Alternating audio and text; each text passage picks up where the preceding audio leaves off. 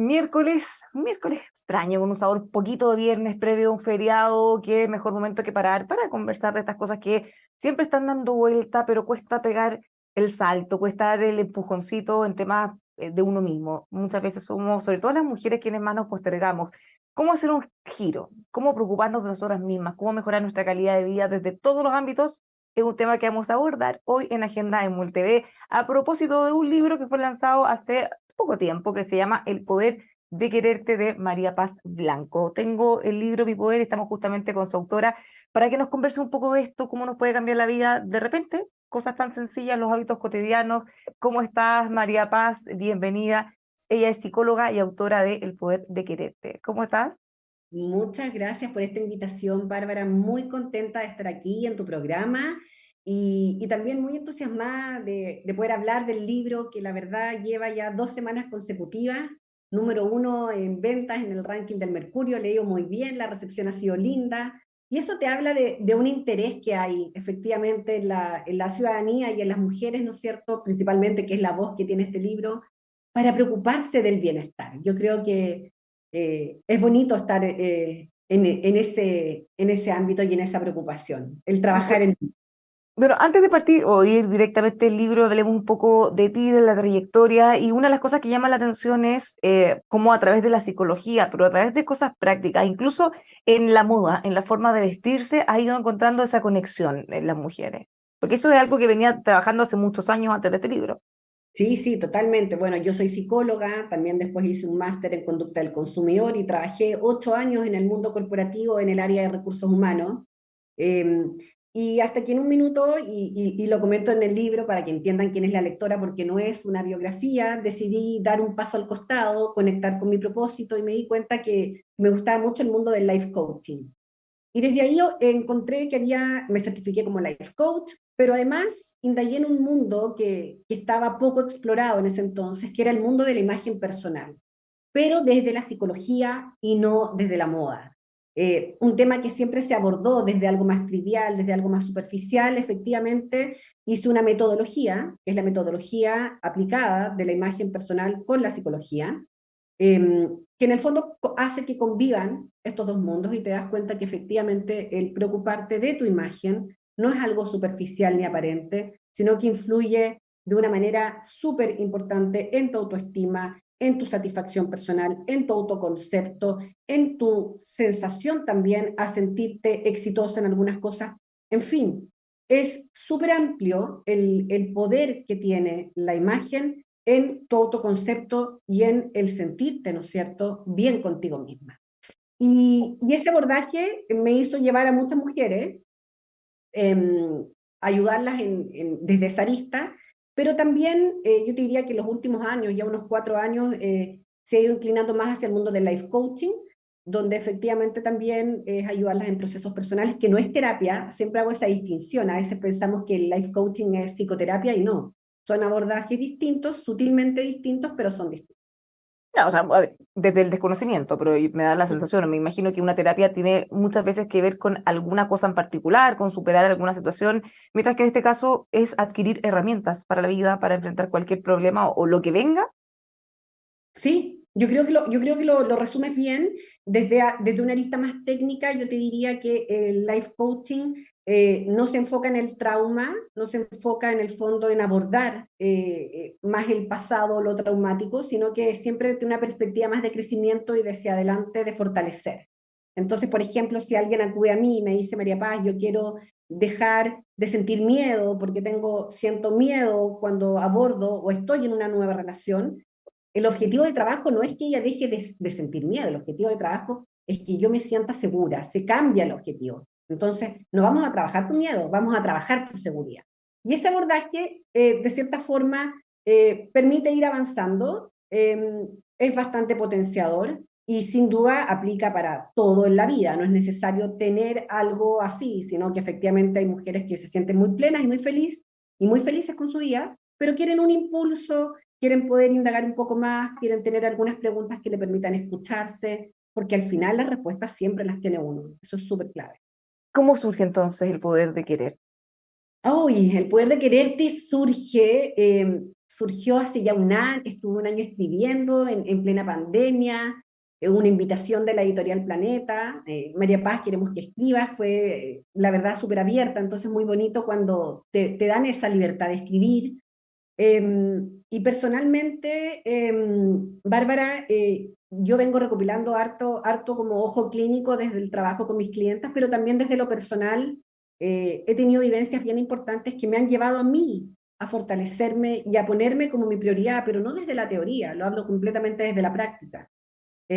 Cuento en el libro ahí, relato un poco mi transitar de mi experiencia como madre. Yo tengo 3 hijos, el más pequeñito de ellos tiene un retraso psicomotor no diagnosticado, ya tiene casi 6 años, y desde los 4 meses tuvimos pronósticos muy terribles, que fueron muy duros. Y, y bueno, y desde ese entonces yo descubrí que la única forma de sacarlo adelante y estar bien para mis otros hijos, mi familia, mis clientas y para mí, era estando bien yo. Entonces, reúne mucho de En eso que a base a veces la experiencia personal y a todas las cosas que has podido ver, ¿qué tan común es que las mujeres, sobre todo, porque en general son las que asumen toda la carga emocional, además de todo lo que hay que hacer, se terminen dedicando 100% al hijo y se dejen de lado? Porque muchas la ven como un acto de egoísmo, incluso siendo que todo lo contrario, para poder cuidar y estar bien para todos los demás, lo primero es estar bien uno. totalmente, Bárbara. Y eso es un concepto que la verdad es maravilloso que tú lo manejes, pero no es tan transversal. No, po. Seguimos Suena como pensando obvio, que pero no. sí, pero no, totalmente, no es nada de obvio. De hecho, muchas mujeres, y lo he visto, con ese afán de no preocuparse de ellas mismas, prefieren ocuparse del resto. Entonces, de cierta forma, siempre están pendientes de la amiga, del sobrino, del no sé quién, y de esa forma no tienen tiempo para ellas. Es como un mecanismo de defensa para no hacerte cargo de ti. Y tú te das cuenta en la vida, y esto es súper transversal, mujeres u hombres, eh, la vida es una incertidumbre, no sabemos qué va a pasar mañana y las cosas cambian en un segundo. Ya lo hemos sabido, venimos no sé si saliendo, pero estuvimos encerrados, nos cambió el minuto de un día para otro. Y el conectar con el interior y con tu poder personal, al final, es lo único que te permite transitar y avanzar por esta vida con más herramientas, porque al final esa es la clave de todo. No sabemos qué va a pasar mañana, no sabemos a qué te vas a enfrentar, y la única forma de poder hacer frente a estos desafíos de la mejor forma es trabajando en ti. Es así. Siempre tiene que partir por ti. Yo siempre digo, no olvidemos la metáfora del avión que nos dice, ponte primero tú tu mascarilla y después ayuda a los otros, y es tan básica, pero es tan cierta. Me encanta darla como ejemplo a veces en las charlas en los colegios, a las niñitas, porque efectivamente es así. Si quieres ayudar a quien está a tu lado, tienes que estar primero bien tú. Y es así, y es importante entenderlo. Quizás yo creo que nuestras generaciones crecimos todas con un poco de culpa porque no nos decían eso. No nos decían eso. Entonces, siempre tendríamos que, era primero el prójimo y después uno, y la verdad es que no es así. No es así. Primero tienes que estar bien tú y de ahí salir en tu abundancia y en tu plenitud a ayudar a los demás. Bueno, ahora justamente, ¿qué se puede encontrar a propósito de lo que hemos estado conversando en el libro?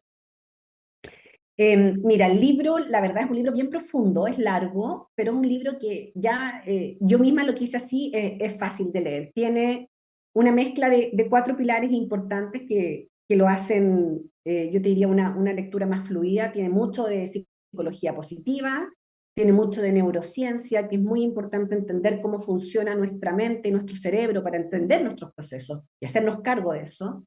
Tiene mucho del life coaching, donde se trabajan 10 conceptos muy bonitos para fortalecerte, amarte y de una manera práctica a través de ejercicios también que yo propongo para que realice el lector o la lectora. Y además de eso, también tiene un pilar que para mí es mi base, que es la espiritualidad. Y que creo que hoy día es hacia dónde va el camino, porque efectivamente nos estamos moviendo más hacia un mundo de la conexión y no podemos negar que que somos mente, alma y cuerpo, y que el alma es algo fundamental. Entonces tiene mucho también de espiritualidad, que no es religión, no se confundan, y que es lo que te permite sentir esa conexión con los demás, contigo misma, con el universo y con la vida. ¿Dónde están, mirando también de nuevo la experiencia, nuestras mayores falencias? ¿Cuáles son las cosas que más se repiten o las que más cuesta, estos hábitos o cambios que más cuesta instalar? Mira, la última parte del libro habla un poco de los hábitos, pero es súper divertido, Bárbara, el giro que tiene este libro, porque este libro yo lo tenía, partió como un pescado, yo digo, le hice el esqueleto como con las cosas principales, que son estas tres grandes etapas que yo le propongo a la lectora, y después yo fui desmenuzando pequeñas cosas que tenía que tener cada.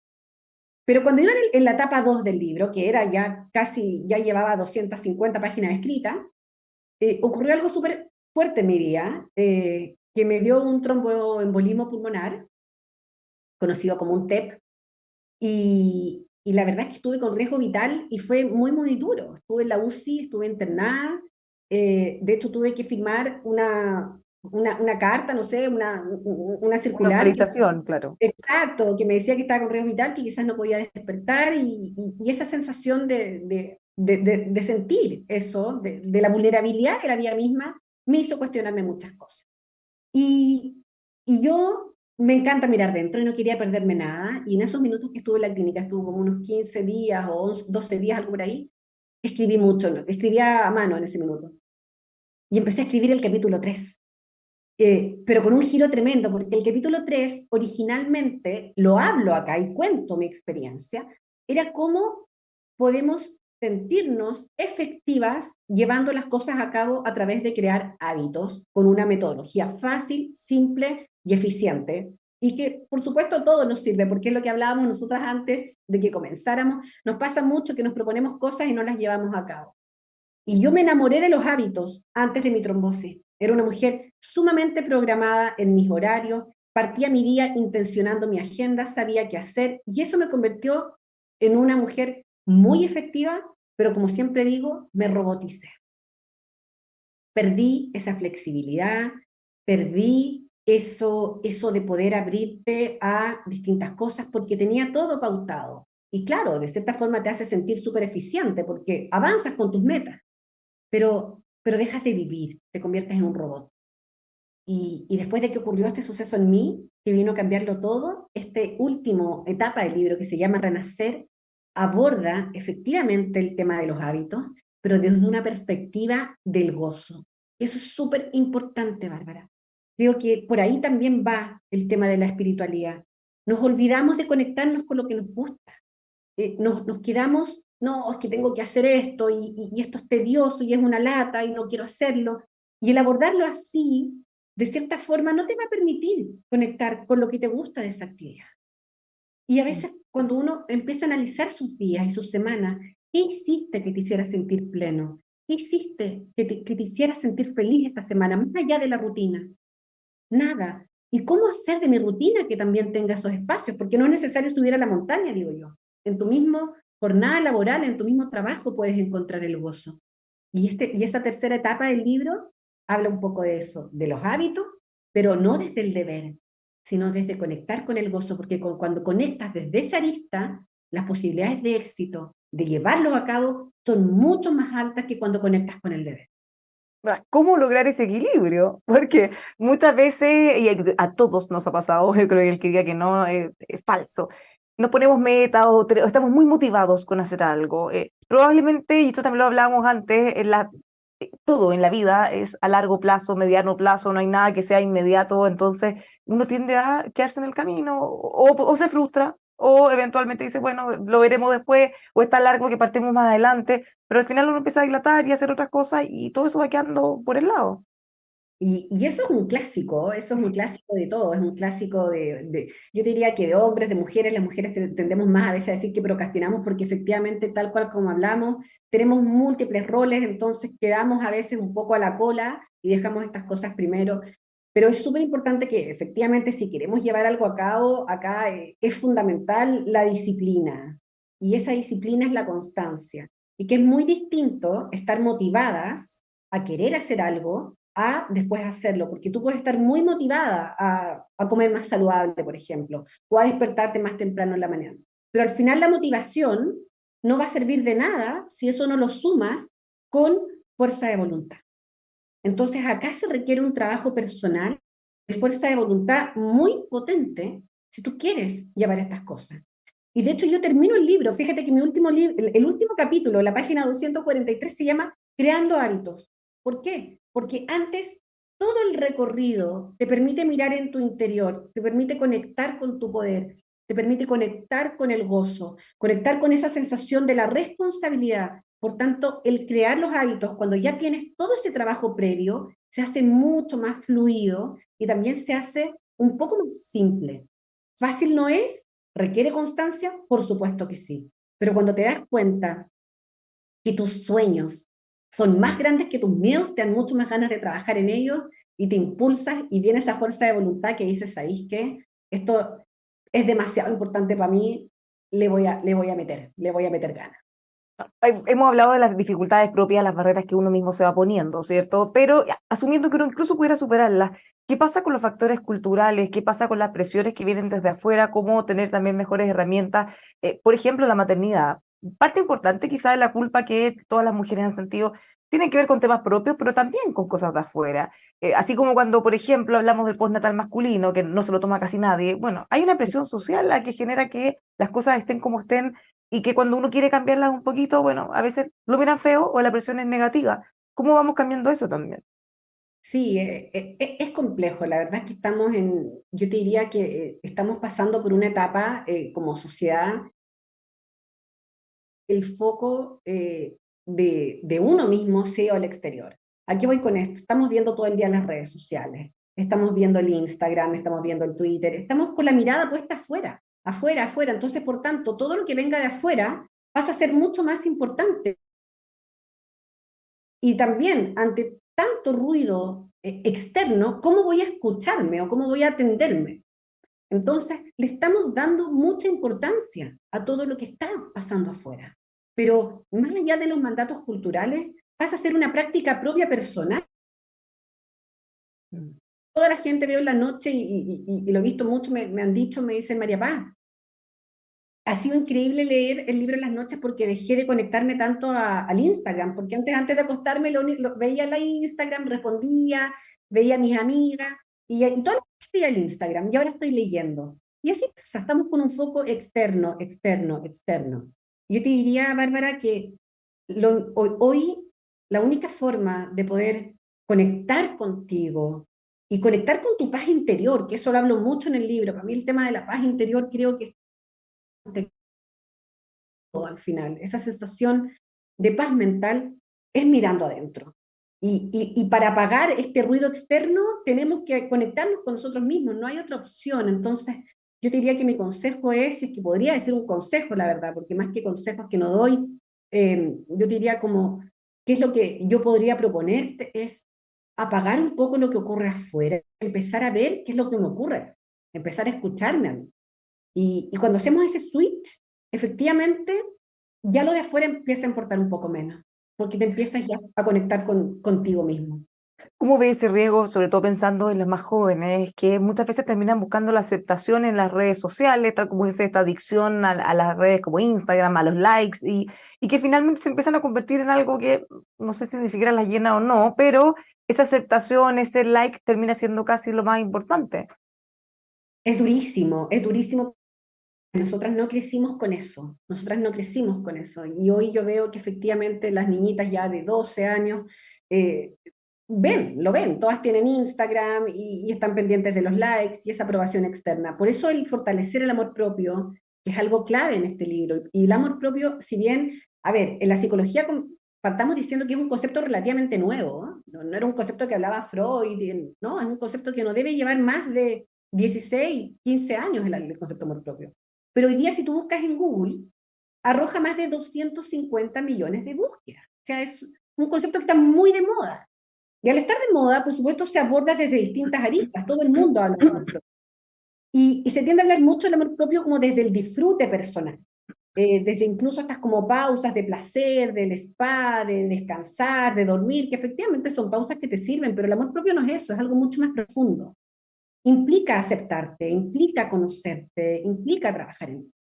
Y en el caso de las nuevas generaciones que están tan expuestas a las redes sociales y que se validan a través de otros, es súper importante trabajar el amor propio, porque en el fondo, cuando tú trabajas el amor propio, tu relación con los otros no es desde la búsqueda de la aprobación, porque no necesitas nada del otro para aprobarte, ya tienes todo contigo misma.